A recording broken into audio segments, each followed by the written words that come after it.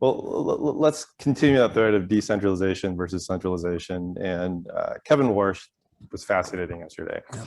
And one of the things that he talked about was the extremity of consensus on central bankers today, yeah, and how they're just all kind of in it, and they're infinity, right? So it feels like there's a lot of fear and opposition from central banks on Bitcoin, right? And so last week, the Bank of England Governor Andrew Bailey is quoted saying, "Buy them only if you're prepared to lose all your money." So how do you respond to that? How do you respond to that? With humility, with empathy. I mean, we're all products of our backgrounds. We're all products of our education. We're all products of schools of thought that we followed. And if those schools of thought led us to success, that reinforces in our minds that those schools of thought are correct, even if they are not. So I respond with humility and with empathy. I don't agree with him. I mean, literally, I do agree with him. Crypto investors do risk losing all their money. I don't agree with him about Bitcoin. So actually, on its face, I actually agree with Andrew. The reality, though, is in a time of great transition, a beginner's mind is prized.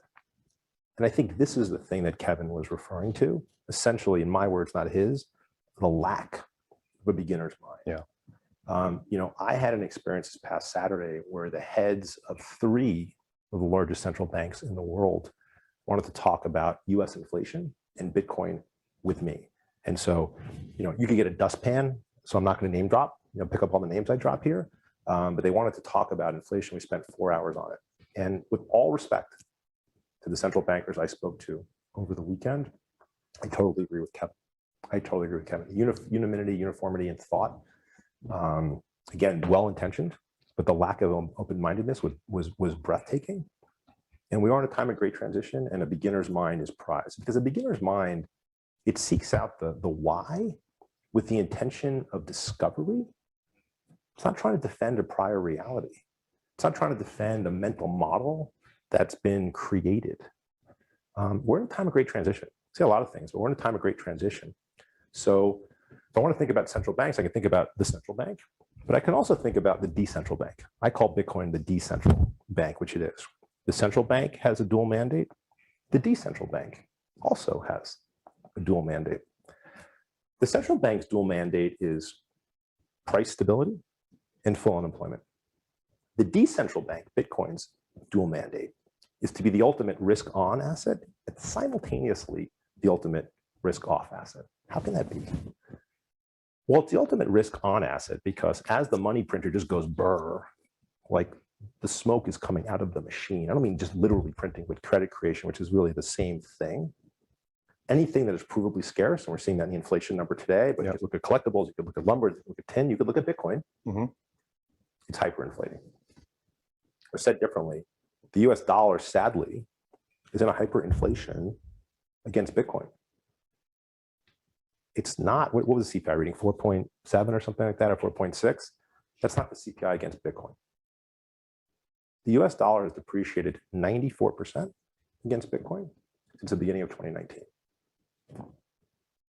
So Bitcoin is the ultimate risk-on asset as the money printer goes burr, but it's also simultaneously the ultimate risk-off asset. It does have the dual mandate, just like the central bank. It's the ultimate risk-off asset in very much the same way gold has been for centuries. When the stuff is hitting the fan and no one knows which way is up, you race back to something that is provably scarce. Now, we talked about earlier why Bitcoin is better than gold.